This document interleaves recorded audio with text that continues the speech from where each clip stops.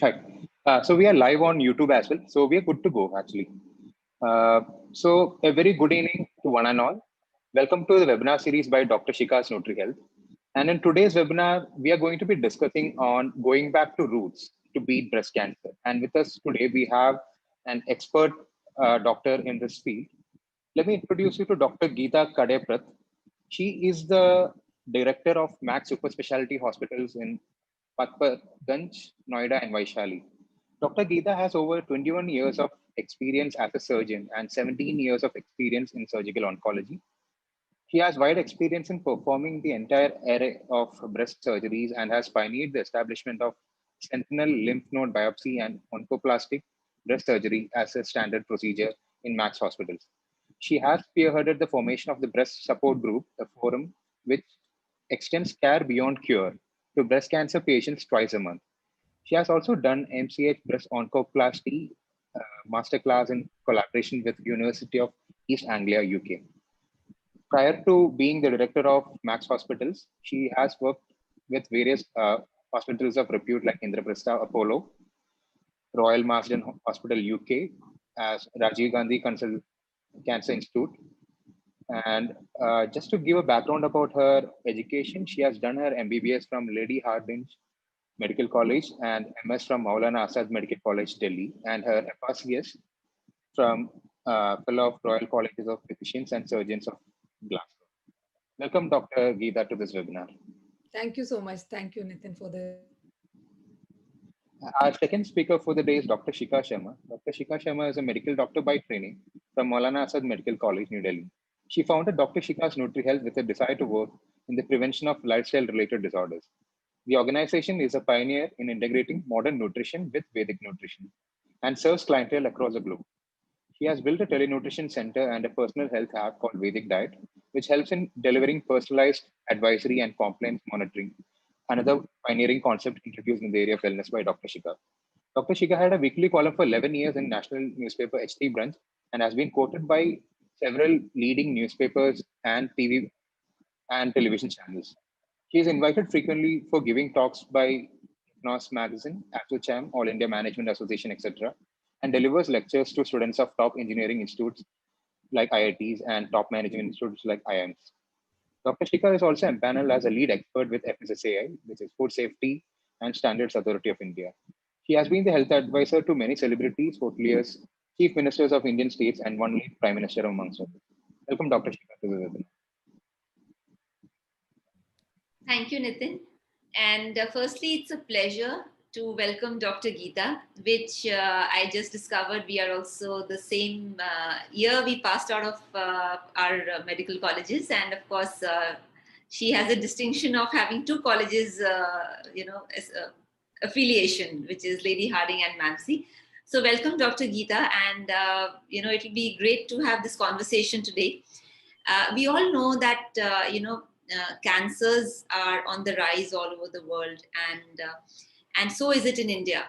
So firstly, I think my first question to you would be that today when a woman is diagnosed with cancer, what are the getting better rates or survival rates versus 10 years back or 20 years back, when all these new developments were not there? Thank you, Shika. It's great to be on this webinar. And the question that you ask on breast cancer is something that is asked so often. And of course, the encouraging thing is that things have changed so much in the last 20 years. It's just incredible. Because I remember when sitting in the outpatients, looking at patients, and you would have a patient who would come with breast cancer, she would have a node, a lymph node in the neck. And we would say, oh, well, it's a matter of another 6 months. But things have changed so dramatically that the lymph node in the neck does not mean it is stage 4, it is stage 3. This is how the staging has changed. And today, if there was a blatant stage 4, say liver secondaries or lung secondaries, there is metastasis there, then you would certainly say it's not more than 6 months. But it has changed so dramatically, it just beats the mind, because new molecules have come in. The method of treatment has changed so much that even patients with stage 4 tend to do so well. And you see them living on to be 5 years, 10 years, 15 years down the line because of the kind of treatment that is available to patients now. Absolutely. No, this is a very, very positive news, because I remember that, when I was posted to the cancer ward, it was a difficult posting, because you see a lot of suffering, and I'm sure that suffering is something where, as a doctor, you always wish I could mitigate it. And so tell me about, the new lines of treatment which have come, which are far better tolerated, or, which have given a better quality of life to the patient. So now, when we talk of breast cancer, you would subtype the breast cancer. So breast cancer is not just one disease, So in breast cancer, you would have breast cancer, which are hormone sensitive tumors. There could be tumors there is a protein which is expressed by tumor cells, which is called the HER2/neu. And if that is expressed, then it does imply aggression. But at the same time, even if it is HER2/neu positive, you have a treatment which is targeted to get rid of that protein. And that is, I think, a revolutionary thing which has happened in the treatment of breast cancer. Because I remember we used to not do HER2/neu at the beginning of this century. We just used to do ER and PR, meaning estrogen receptor and progesterone receptor, to know whether the tumor is hormone sensitive or not. But the HER2/neu thing was not being tested. And we used to wonder, if she's ER/PR positive, why is she behaving so badly? She should do well, because hormone sensitives usually do well. So the reason was we had not tested the third bit, which was causing the problem. And now when we started testing it and we started using targeted treatment against it, we realized that patients started doing so much well. And then there is the subgroup called the triple negative breast cancer, where all these three things are negative. And they are the kinds who tend to do badly. But then, now we know that triple negative is one of our sore points, because we know that this subgroup of patients doesn't do well. So there is a lot of research happening in the triple negative space. And that is where immunotherapy, and you've got these checkpoint inhibitors that are coming in. And for the hormone sensitive, you don't necessarily have to undergo chemotherapy, which is again very heartening, because if you are ER/PR positive, HER2 negative, there is an assay that is available which can tell you whether you are going to benefit from chemotherapy at all or not. And if you're not, because if you have a good recurrence score, like today only I had a patient whose recurrence score is 7, which is brilliant. Anything under 25 doesn't require chemotherapy. So that's brilliant news for the patient, because earlier we were treating everybody with chemotherapy. But with these assays that are available, you can actually tailor make treatment. And, so this patient has escaped chemotherapy altogether. So there are a lot of things happening in this space. Actually, this is wonderful. So in a way, you are also saying that there is a slight personalization which is happening of the treatment. So it is not like everybody on stage 1 or stage 2 or stage 3 would have the same treatment across cancer, breast cancer. So there is certain personalization which is happening. That's what you're saying, I guess. Absolutely right. Absolutely right. And now with the gene decoding that has happened, now we know the entire, you can read the entire gene sequence, and you can pick up mutations within the gene. And then within the genes, if there is a mutation, you can look at actionable targets. So if there is a mutation in a gene and you have an actionable, and if there is a target which can be, which can be nullified by treatment, so you are looking at that kind of treatment. So it is possible. Earlier, you used to find the same kind of chemotherapy, lal dawai, so the red dawai, that's adriamycin. All patients used to be lying in a row, and everybody used to be having this red colored medicine flowing into the veins. And today, if you see, every bed would possibly have a different treatment. There could be one patient who's having targeted treatment. There could be another one who's having immunotherapy. There could be a third patient who's only probably on hormonal treatment and is coming for injections of hormones, or an injection of, of suppressing the ovaries. So there is such a sea change in the way we are looking at it. And I'm looking forward to very exciting times. The next 10 years are going to be very defining.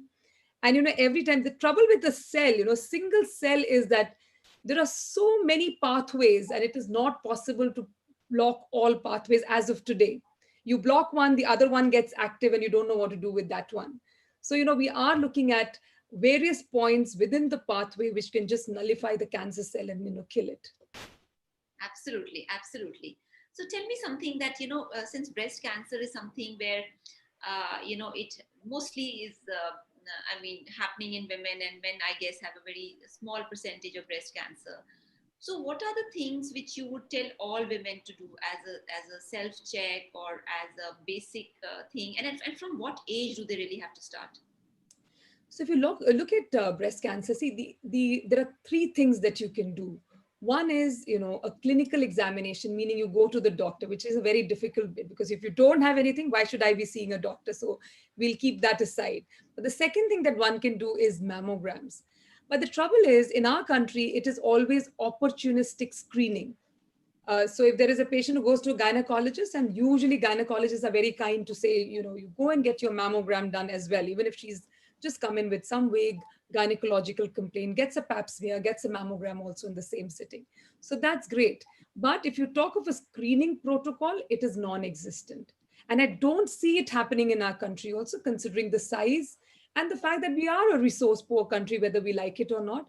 And we know that, health is not of anybody's interest. Nobody is interested in the health of their people, especially asymptomatic people. Here we are struggling with people who are symptomatic. So the asymptomatic don't stand a chance. So the only third thing, and the most important thing, which I think everybody should subscribe to, is breast self-examination. And if you ask what age, I say start early, start at 20. So the whole idea is to familiarize yourself with your breast. In fact, while we're growing up, we're so loath to touch ourselves that even if they would say that मेरे को ना चोट लगी है और उससे मेरे को ये गांठ बनी है. चोट लगने से गांठ नहीं बनी है. The trouble is you don't touch yourself. But the moment you had some sort of injury, your attention was drawn to the breast, and you touch your breast for the first time probably in 20 years. So we don't do that. So I think the important thing is to familiarize yourself with your breast. So a lot of women would have lumpy, bumpy breasts, but that's your normal. But the thing is, if you don't touch it, you'll find a lump in every part of your breast. But once you get familiar, it's like walking on the same road every day. You know where exactly the speed breaker is or where the lamppost is. So it's like driving on the same path. So breast self-examination every month is the key for our country. Because I'm very certain, even if it is a lumpy, bumpy breast, and there is something abnormal happening there, you would be the first one to know. So I don't want to see you at stage 4. I don't want to see you at stage 3. I'd rather see you in stage 2 or a stage 1. And that is what breast self-examination can achieve. Yes, absolutely. So tell me, are there certain risk factors? Is there a possibility that certain people having a certain diet, lifestyle, or living environment, or family history are more at risk, and therefore they should be, more alert or aware? Right. So if you talk of risk factors, so if you ask me for a cause, there is no cause that one can pinpoint, but there are risk factors. So risk factors, the modifiable ones are the ones which are in our hand. The non-modifiable one, meaning the most important non-modifiable one, is the fact that you're a woman. Gender by itself puts you at risk of breast cancer.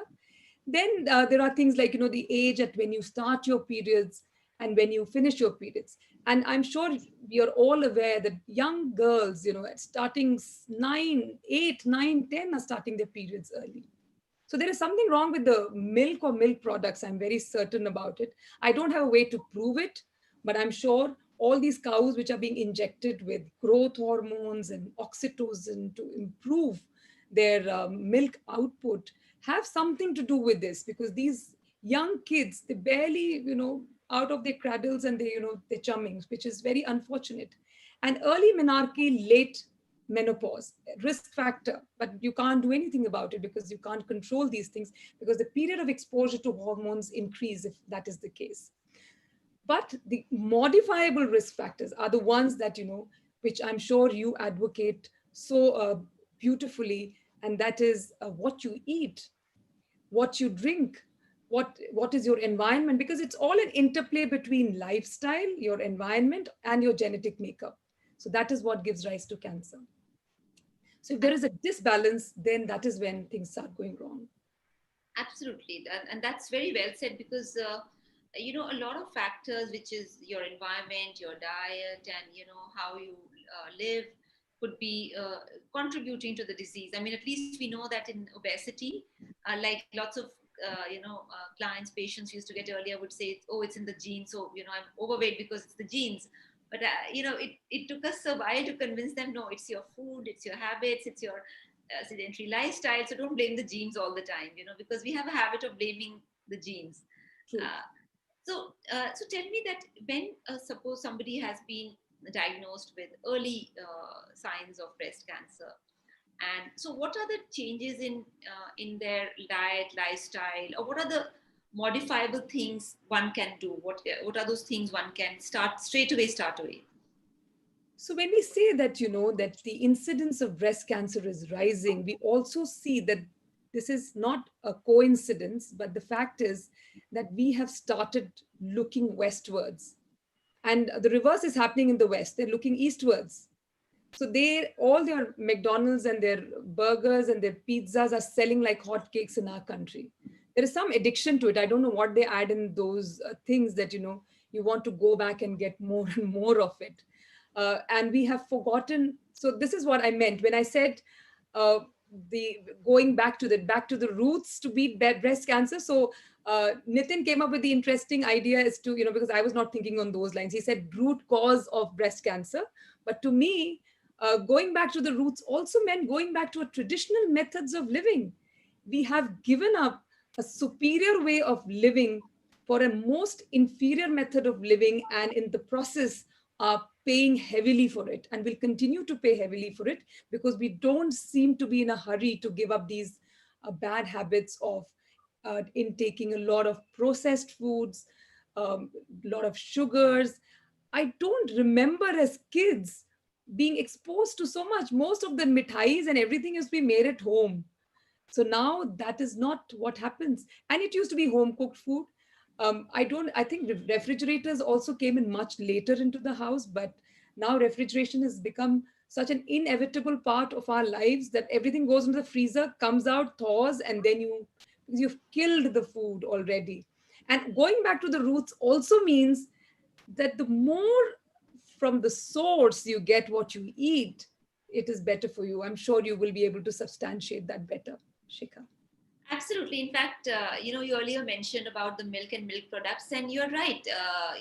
It's exactly what I feel, that ever since, this commercial dairy farming has grown and scaled up, this oxytocin and all other things which go into the milk, in the fodder, the kind of things which are being given, the antibiotics, the state of the health of the cattle, where they are, tightly packed into smaller sheds, and they don't really move around. They don't really walk. So if as human beings we are having diseases because of not walking around, and so the cattle has the same problem, and therefore the quality of milk is so poor. And to add to that is adulteration, which happens with different oils, different things. So fundamentally, we still think milk is a golden it's like a Wholesome food. wholesome food, but really it's not. It's anything but wholesome. And you're right. And to add it to that is the agricultural revolution. So what has been happening in agriculture is that instead of doing using organic farming, which was actually the original way of farming, now a lot of fertilizers which are chemical based, nitrogen and all this is added to the wild farming. Then to prevent the pests from eating, very heavy pesticides are added, and all of them are finding their way into our food chain, into the food we eat, and into even the water, because the groundwater is contaminated and even the water is contaminated. So it is quite natural that the kind of foods we are eating, polluted milk, polluted vegetables, polluted food, is also somewhere contributing to this sudden change in the dynamics of cancer. So yes, definitely. And I think now we have some questions which Nitin has.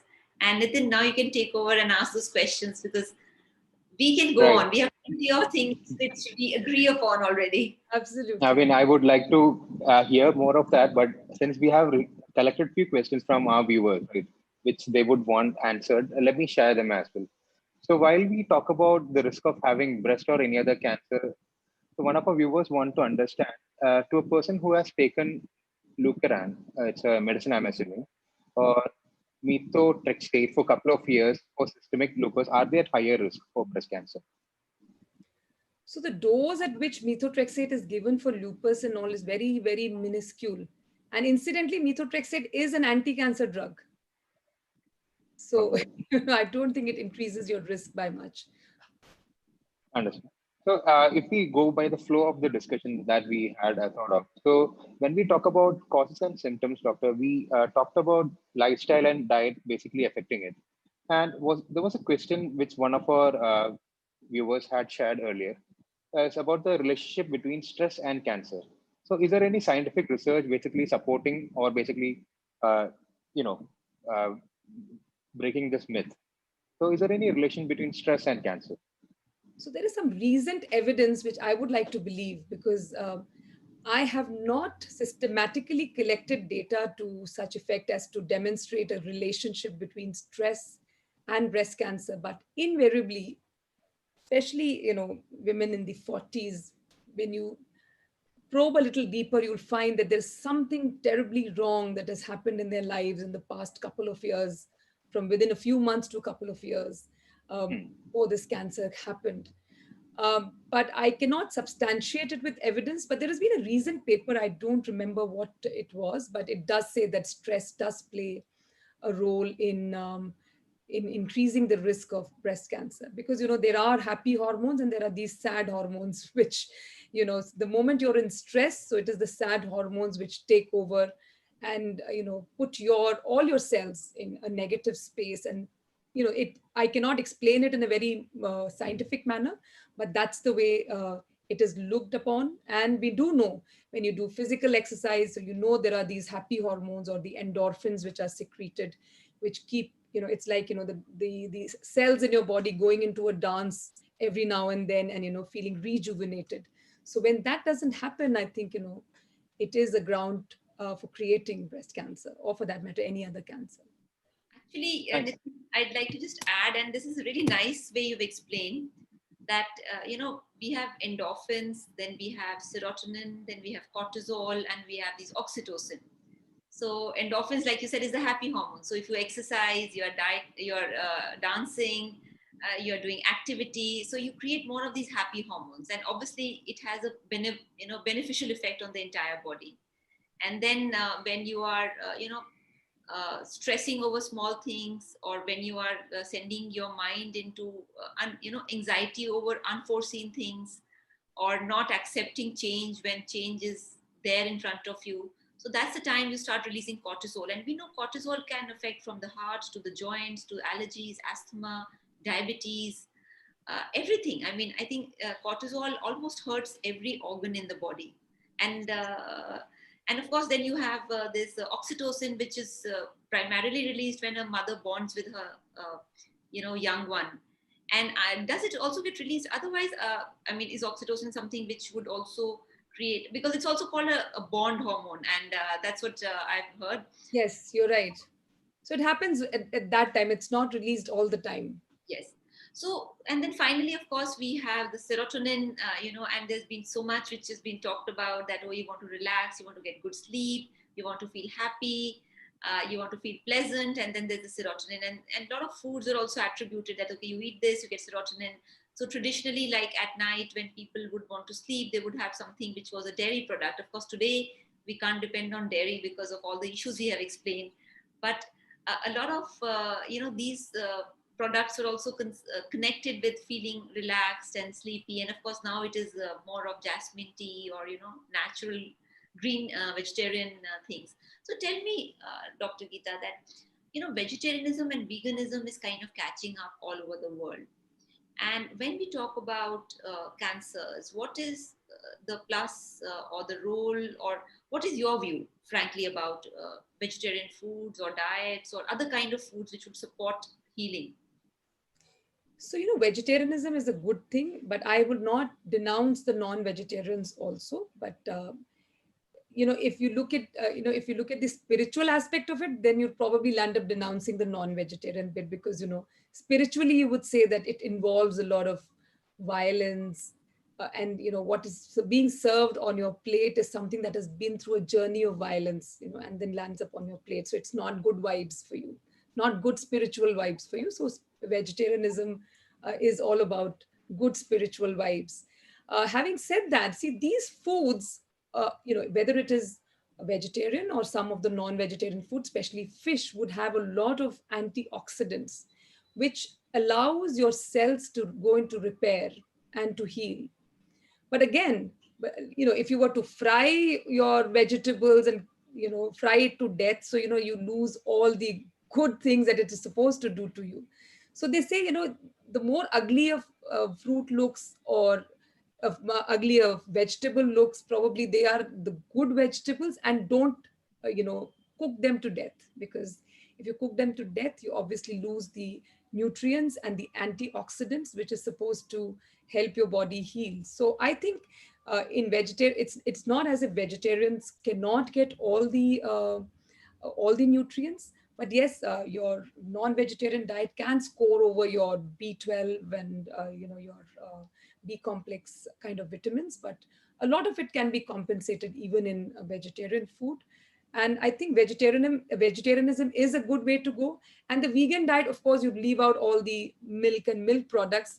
Uh, See, it's all very early days as far as vegan food goes. This is what is my understanding. Although I have a lot of friends of mine who have gone completely vegan, and they say they feel extremely good, which is great. But I think eventually there has to be a balance, and I say everything in moderation works. Everything in excess is poison, and everything in moderation is fine. Yes, no, that is actually the middle path, as they say, even in spirituality, that the middle path is always the right path, and extremes are not healthy for anybody. And yes, so for somebody who wants to participate in this whole journey of healing, treatment, what are the things you would say, that suppose if a patient wants to participate and say, I also want to make sure that besides the treatment, I'm doing the right things to make sure the tumor regresses or whatever, what are the things as a doctor you would suggest? So, I have been involved with a support group, which is something that I created, say, about 15 years ago, and it's a constant feature in the hospitals that I work in. So we meet every month, and even in COVID times, we do a virtual Zoom meeting with patients and survivors, because treatment does not end with what we know. Surgery, chemotherapy, radiotherapy are part of the treatment, but what happens after that is very, very important, because to rehabilitate this individual to go back to the society, to face the society and live a better than normal life is the tough bit. And of course, this question always crops up. Doctor Sahab, kya khaye? What is it that I should eat so that, so I haven't really delved too much into it, but and my answer is very constant. I said, everything in moderation is fine. And from that point on, the nutritionists and people like you take over. Because I was intending to call you for one of our support groups, because patients love to hear this bit as to what are the specifics about food, what is it that I should eat. And I think generalizations don't work with nutrition also. And you have time and again, I've read your articles where you say there are various body types which whose requirement is different. Even if a particular body type could have had cancer, but you can't prescribe the same thing to a different body type to this patient who's of a different body type too. So so there is a lot of science behind nutrition. And I honestly believe that a lot of things that are going wrong today, including this rising incidence of cancer, has plenty to do with what we eat. We may think that we are eating right. So a lot of patients will come in, I'm having my vegetables, I'm having 5 portions of fruit, and still my disease has come back. But the thing is, there is no telling as to what is on your plate. Is it clean enough? what is the level of pesticides or fertilizers that have gone into it. There is absolutely no regulation in our country. And it's very shocking, as a people, we just accept it because there are at least 57 pesticides on our list which have been banned abroad, and we continue to use them. And there is no regulation. So, I don't know why we're even surprised. It's such a shame. We call it the Cancer Express. There is a train which runs from Bathinda to Bikaner, and it is called the Cancer Express. So you can imagine that almost every house in Bathinda has got a cancer patient. And possibly it has plenty to do with the amount of fertilizers and pesticides that they use. And I've been educated with one of my patients, and I'm so grateful to her because it's 3 years that I have started composting. And I think we'll do a huge, what do you call, thing for the environment if we were to just compost our kitchen waste. So you do segregation. Obviously, when you put the kitchen waste aside, you're segregating automatically. So all your paper and your plastics go into one bin, and your kitchen waste goes into another bin, and then goes into the compost bin, which is so easy to do. And so all the plants that I have in my house have compost which I have generated diligently, and it is like a tribute to this patient of mine who just came and demonstrated one day, look, this is how simple it is and why are we not even doing it. So if you look at those landfills in Ghazipur, it's ready to collapse anytime. So that will never degenerate because it's a mix of non-biodegradable and biodegradable stuff. So we will never get around to it. So it's all put together. There are small things that we can do. And if we all put our mind to it, I think we can do it and probably eat better, because I'm sure that you must also be a great proponent of organic and all, organic food. But the thing is, how are we going to be certain that organic is really organic? But what you grow at your place is organic. Yes, absolutely. And I just want to touch upon a little bit about organic agriculture here. So, a lot of people and, where sometimes we hold webinars and all, they say, oh, organic is like fancy, or organic is also expensive, and organic is whatever. So the first thing I wanted to explain, and these are frequent questions which come up, is organic something which is like a new fad or fancy? The answer is no, because for thousands and thousands of years, we have been actually only growing organic fruits, vegetables, and farming. It's only when the chemicals came in the agri-revolution that this pesticides and fertilizers came in. Otherwise, we were eating organic, So it was not that organic is something like a new fad.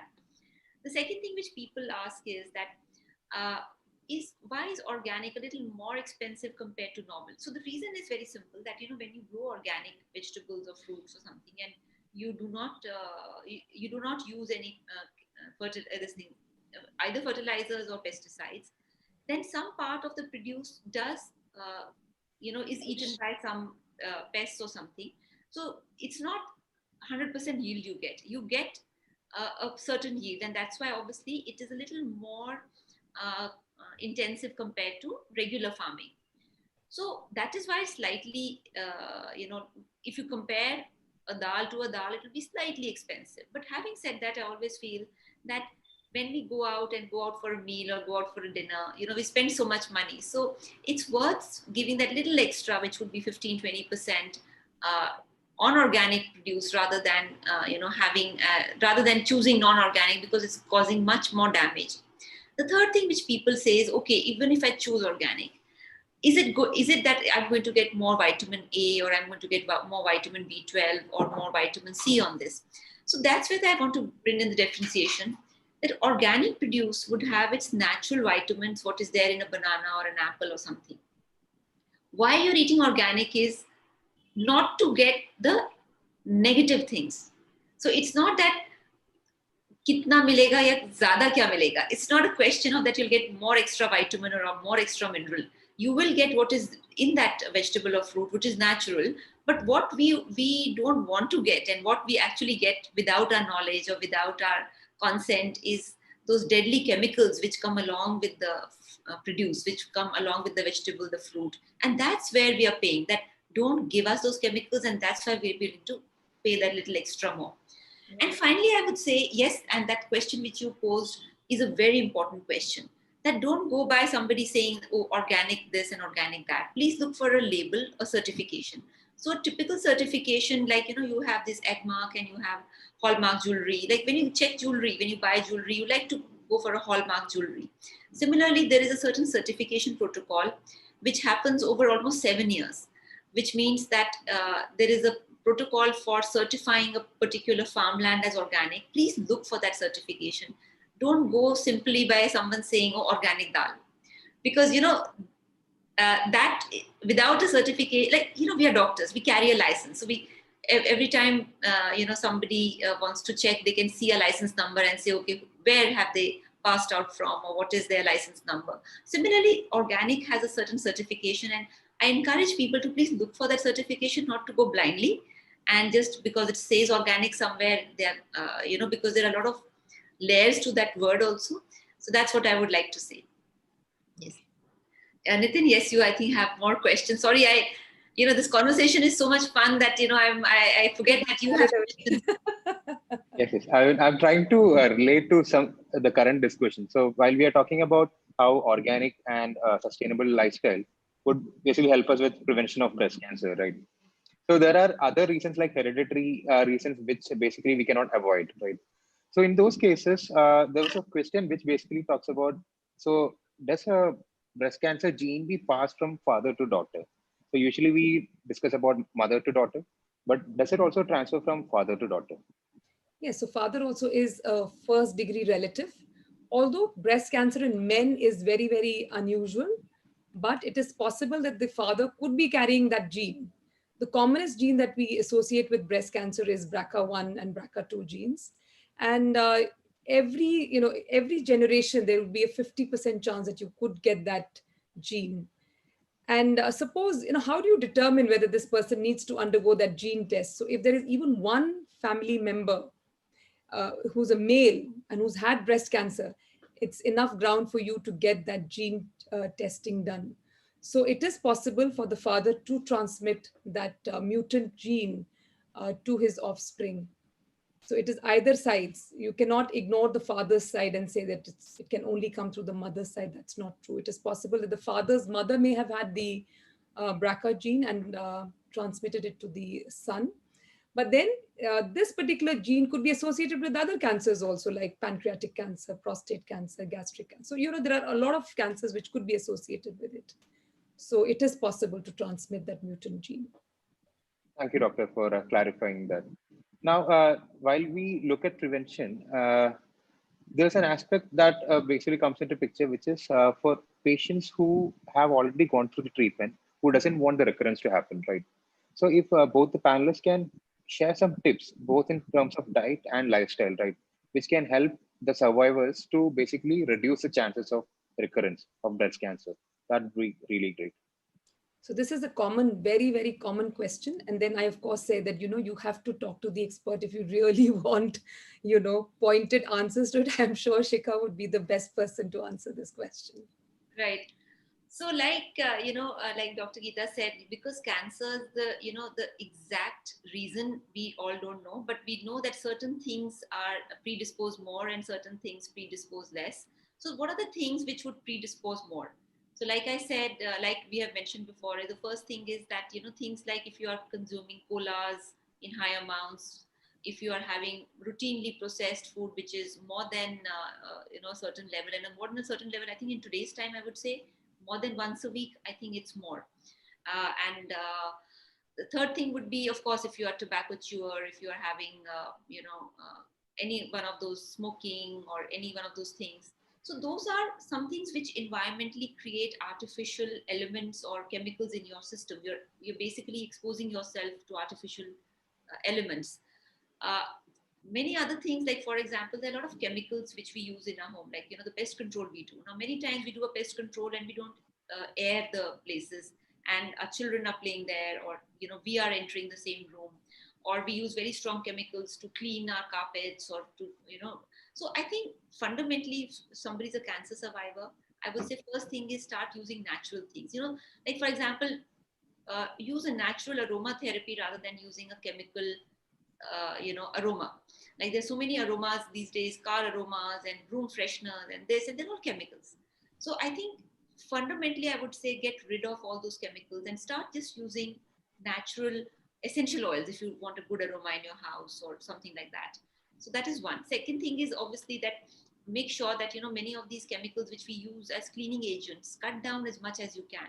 We can use simple soap, water, or simpler things which can clean things. We don't really have to go all out and use very, very complex chemicals which also become aerosols or which we can breathe in, especially in Indian summers, everything becomes an aerosol eventually. So that is number two. Number three is if we can start having organic vegetable juices, that is just buy a bunch of vegetables which are organic in nature and start juicing it every day. So juice therapy is an excellent therapy, which is part of naturopathy also. Like for example, you can have beetroot, you can have cucumber, spinach, and you can use, for example, methi, you can use dhania, pudina, you can use amla, and you can use pumpkin, you can use bottle gourd. So all of these vegetables, try to buy organic and then juice them every day so that you get a lot of antioxidants, minerals, vitamins directly from the vegetable juice. Of course, for flavor and taste, you can add apple or you can add papaya or you can add a banana or any one of those. So that is one part.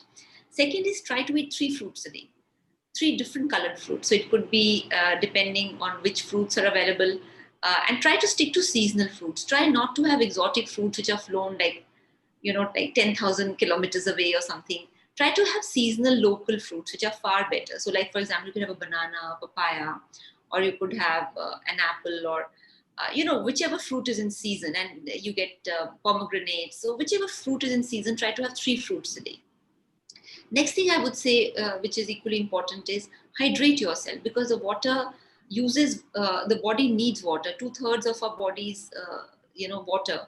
So it is important to hydrate. It's about 2.5 liters of water a day. And that can only happen if you sweat. That means exercise every day. Now, the minimum exercise requirement is 30 minutes, 5 days a week. But I would say don't stick to minimum. Do at least an hour. Because, if you do an hour of exercise, you also get endorphins. So it's not just losing weight or it's exercise has many benefits. You get endorphins, you feel happy, it relaxes you, your stress levels are down, your muscles are very strong, which means that if you're like a lot of people we see in 40s and 50s having slip disc. Why? Because their core muscle is weak, their back muscles are weak, so their spinal curvature is not maintained. And because of long hours of traveling, sitting, whatever, flying, the slip disc is a natural outcome if your core muscle is weak, which is your front muscle, which are the abdominal muscles, and your back muscles, which are your lateral muscles. So they hold the spine and the whole torso together. If they become weak, slip disc and other things also happen. So it is important that just don't stick to 30 minutes a day. I mean, if you do nothing, 30 minutes a day is good for 5 days. But I would say slowly take it up to at least an hour. Another thing I would say, sunshine. Now, sunshine, I think it's the most underestimated vitamin we get for various things. Like in COVID, we know that if we get less sunshine, the people with low vitamin D are highly at risk for fatalities with COVID. And low vitamin D is one of the risk factors for adverse outcomes. But sunshine is connected to a lot of things. Connected to your mood. It is connected to healing. It is connected to sleep cycle. It is connected to your own biological cycles, your fertility cycles. It is connected also to the kind of skins, like a lot of skin diseases happen if you are not getting at all any sun. So, and of course, at the end of the day, even your circadian rhythms are all connected, because that's where the sun impacts us. And finally, I would say that try to have which is whole grains, mota anaj. Like for example, if you see after the agriculture revolution, it's only wheat and rice we are eating all the time. And even I think in some people, they're not even eating rice, they're just eating wheat in pasta, in puri, in chapati, in bread, in pizza, in burger, in noodles, in biscuits. So we have to not only eat wheat and rice, because this actually unfortunately has the maximum pesticides. So try to have bajra, try to have jowar. Now, now we are sitting in October. So bajra, jowar, makki, which is maize, ragi atta, which is so popular in Madhya Pradesh. All of them are very rich in vitamins, and a sort of a diet which has fiber also helps your gut bacteria, which eventually helps you to balance your digestion. Because if your gut bacteria are healthy, you can absorb your vitamins and minerals better. So I would say that if I could say that cancer is an awakening, and using that awakening, if people can reset their lives and lead a richer life. Every disease is an awakening, I feel. It's a knock on the door where one can take it as a reset time and reset their lives to become healthier. I mean, healthier by choice and not just by genetics. Absolutely. Well said. Thanks, Dr. Shika. And there was one question about, so given the current times of COVID-19, where everyone's using hand sanitizers and disinfectants, how do we basically still ensure that we are using minimum chemicals? Are there alternatives that we can suggest? Hello? Sanitizer will remain, you can't do away with it. It's always a, risk versus benefit ratio. At the moment, we have to be, come what may, during these COVID times, we have to continue to do the three things that are required of us, and that is social distancing. The most important thing is the mask, which I'm unfortunately, people don't know how to wear their masks properly. Earlier, you see them at the neck, but now you don't see them there also. It's just not there. So, we have to ensure these things are done. And the sanitizer bit, I understand it is alcohol. It has to be used because that's the only thing that works against this virus, which has created such a lot of havoc. Thanks, Doctor. So, in your illustrious career, you would have come across a lot of misconceptions around cancer, right? So, for the benefit of our viewers, can you just debunk them so that even if they come across such a concept in the future, they'll be able to at least say that, okay, I know this is not a fact, right? The biggest myth is, that, if you have a lump in your breast, it is cancer. So what happens is the moment you find a lump, you sit at home and say, no, I'm not going out. This is cancer. But the truth is that 8 out of 10 lumps in the breast is usually non-cancerous. It is benign. The second myth is that, if you have a family history of breast cancer, you will get it. That's not true. Family history contributes only 10% of breast cancer patients. Again, genetics, it's the same. 10 to 15% is all that is contributed by genetics. 85% of breast cancers happen without a reason. We don't know, but of course, when it happens, there is something that is going wrong with the genes. But that is because of the insult that it keeps getting till the time it mutates, and then it goes on to become cancer. Then the fact that men don't get breast cancer, that's also not true. 1% of breast cancers every year happen in men. Only today I operated on a male breast. So it does happen. So we get 2 cases every year. So that's 1%. Then then of course, we've said that, if you do have a risk of breast cancer, you can't do anything about it. So Dr. Shikha has elaborated it very clearly. Don't blame it on the genes. There is plenty that you can do to not let it happen. And the biggest myth that I would like to debunk today is that if you get breast cancer, you will invariably die. That's the biggest myth. That's not true. Things have changed so much. Like I told you in the beginning, the treatments have become so much better. But of course, having said that, the most important thing for everybody to understand is early detection is the key to beating breast cancer. The earlier you detect it, the easier is the treatment and the better is the outcome. Thanks, Doctor. And also, there was one question whether breast cancer, does it lead to infertility? So can you just clarify this as well? So breast cancer doesn't lead to infertility. It is the treatment that happens with breast cancer that can lead to infertility. So we are just looking up our data on women under 40 who get breast cancer. And kind of surprising when you look at your own data, you realize that it ranges between 15 to 20%. That's huge. So in the West, this same number is about 6 to 7%. But in our country, we're seeing close to 15 to 20% women under 40 getting breast cancer. So obviously, quite a few of them are the ones, especially the ones in the late 20s or early 30s, who have not started their family. So the moment you give chemotherapy acts through the ovaries also. Ovaries are where your ova or the eggs are housed, and you lose the potential to reproduce, primarily because the ova are depleted by the assault of the chemotherapy. So what we do in such situations is, only yesterday I was having there was a shoot with one of my patients who's 30 years old, who's a triple negative breast cancer, has not had kids, and of course wants to have kids. So in that case, what does she do? So we had this discussion. I said, look, you have to meet our fertility specialist, and she will tell you how to cryopreserve either your ova or your embryo. So if you have a partner, if you're married and with a husband, you can always do an embryo cryopreservation. So that's what this young girl did. Of course, you need to stimulate the ovaries to be able to produce more ova, and then that ova is selected, and you can create an embryo and then preserve it for later time when this young girl is ready to have kids. So this is my thing, that if you have breast cancer, doesn't mean that you lead a half-baked life. Why should you? All the choices that are available to everybody else should be available to you if it is possible. So a lot of girls regret it later on when they don't go for this option and they want to have kids then. It doesn't work then. So if you want to do it before chemotherapy, you should go for one of these methods of cryopreserving either your egg or your embryo. Thanks, doctor. Ma'am, you're on mute.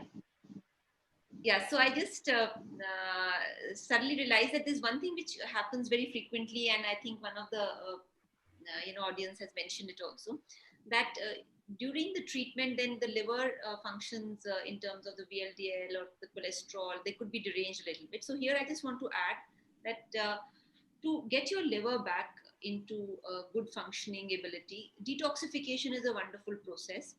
In detoxification, all you have to do is have a lot of vegetable juice, have coconut water, have fresh fruits and salads, and have a light meal, which is that khichdi, what is a very traditional Indian meal. So have khichdi with 1 teaspoon of organic ghee, which is basically a detox process works like this, that in the morning when you get up, you have something which is like a green tea or which is like a decoction. The decoction can have cinnamon, it can have ginger, it can have a little bit of black pepper, and you can put a little bit of jaggery to sweeten it. And that's how, you can make it a little better tasting. And once that you drink that decoction, and then in the morning, you have the vegetable juice I talked about. In fact, Nitin, if you have, you can maybe put in the immunity juice, which is also equally good for detoxification. And then for lunch, what you do is have a bowl of fruits, which is freshly cut. And on that, you can add a little bit of black pepper or a little bit of chaat masala. But make sure you're not having white salt or white sugar, because white salt and white sugar is something which we should avoid in any case, whether somebody has a tumor or whether somebody doesn't have a tumor. Then in the evening, again, you can have green tea. And with that, you can have a little bit of, if you have fruit, you can have, or if you want, you can have, like, for example, the soup instead of a green tea, which is a vegetable soup. And then at night, just have a little bit of fiber, which could be an isabgol fiber. And then that whole day is called a detox day. The next day, obviously, then you don't start having biscuits and bread and all that. You have khichdi as a diet, and you have a light diet, fruits and khichdi and all. So this detoxification works wonderfully for your liver, because it gets an opportunity to reset itself and actually clean out all the toxins which are there in the liver. So the liver is a wonderful organ where even if only 1/3 liver is left, it can regenerate. So it has a lot of capacity, a lot of functionality. All we have to do is give it rest, give it nourishment from all these vitamins and minerals and water and coconut water, and it'll clean up itself. It'll kind of cleanse itself, and that is what is very good for doing this. Another thing which I would say for any cholesterol disorders, it is basically your liver which is acting up and not able to digest the cholesterol which you're having. And we'll talk about oils in a later time, that which oils are good and how you should consume. And you just have to do detox once a day. And that is, so every 10 days you can do 1 day of detox, and that should be fine. Obviously, once you're undergoing therapy, you can't do it during therapy. So it has to be always done when the therapy is finished, done, and you wait for a week and then you start it. Because during therapy, we can't give anything raw. So no raw foods, no raw stuff is given at all. So you have to wait for another week, 10 days, get your gut flora back, and then you start detox. For the benefit of our viewers, I'm just sharing the recipe that you had mentioned earlier. So please feel free to just take a screenshot, or I mean, we can also send it out to all those who are watching it, or you can also go back and watch it on YouTube and find the recipe there. Right. So yeah, I think we are coming close to the end of the webinar. So we'll be taking few more questions. Doctor, so we are talking about how survivors or people who are currently undergoing treatment should be taking care, right? So can you also give some tips for people who are taking care of cancer patients, right? How can they help the whole treatment? As in, how can they basically support them? So what are the tips that you usually give to people who are the caretakers of cancer patients? So it is very tough for the caregivers also. I always think that cancer is a disease which doesn't just affect the individual, but it affects the entire family. So each person who's involved with the patient who's affected tends to be involved. And in terms of what they can do, well, especially food, they say, what can we give? She's not eating anything. I said, you have to bring variety into the food. So if somebody's on chemotherapy and she's been doing the regular, chapati and chawal and dal and sabji, she may just not like the smell or the taste of it. So that is where you have to reinvent yourself.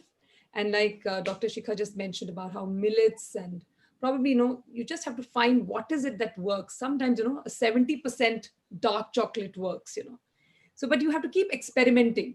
What is it that works well for your patient? And she will not be able to have conventional food while she's on chemotherapy is a given. So what you need to do is don't try to say, you have to do the breakfast. You just harass the patient to, frustration and say, look, you're not eating. And, it happens because caregivers also tire out. They also get fatigued by looking after the person who's not well. So try and do small meals. She can take small portions, do it every 2 hours instead of doing big meals every 4 to 5 hours. So that is something that caregivers can do.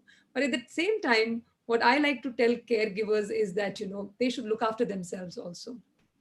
They get so engrossed in looking after the patient that they lose track of themselves. They're not eating well, they're not sleeping well, they're not exercising, they don't have me time, and it's a mess because then they just lose it.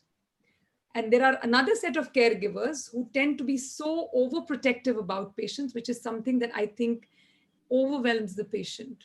She was the boss of the house till yesterday. She was calling all the shots. She was making decisions for everybody. Well, who's going to eat what from, what is the other person going to wear, from there on to big decisions in the house. But today you have relegated her to the background and said, look, तुम ना just आराम करो, हम देख लेंगे. But हमको पता है कि वो नहीं देख सकते because she has been the pillar around which the entire family has revolved. So let her continue to be the boss. You should restrict her, but don't restrain her to a point that she's not able to function. And the other thing is, we tend to think, it's a piece of news to be shared with everybody. That is something, again, caregivers should not do. You have to stick to your close circle. Don't involve too many people in the care of your loved one, because what happens is, for a lot of people, this is only news to be shared. And whenever they talk back, they're talking in negative terms. That is something that is completely undesirable. And don't pamper her so much. Just let her be. The way you used to treat her earlier, na? Pehle jhagde karte to jhagde karo. Nahi to, you like a fish out of water. You just pretend to be living in that same house, but it doesn't feel the same. So I think these aspects are very important for a person who's going through cancer. And I think caregivers have to be very, very, cognizant of these bits. Otherwise, it can be a tough journey for the person who's going through it. Thanks, Doctor. So I think we have come close to the end of the webinar. I would request Dr. Shikha to close the session with a vote of thanks. Yes. Firstly, Dr. Geeta, it was a real pleasure. And even if in COVID times, you're not meeting in person, but it's a pleasure to meet you in virtual, in the virtual way. So it was a real pleasure to meet you. And I'm so glad that we could have the session today. And I'm sure there are a lot of people out there who have so many questions and so many other doubts which they want to ask you. So if you could just share, Nitin, Dr. Geeta's contact details and how to reach out to her. Right. So I'm just providing two details here. So I have details of a website here.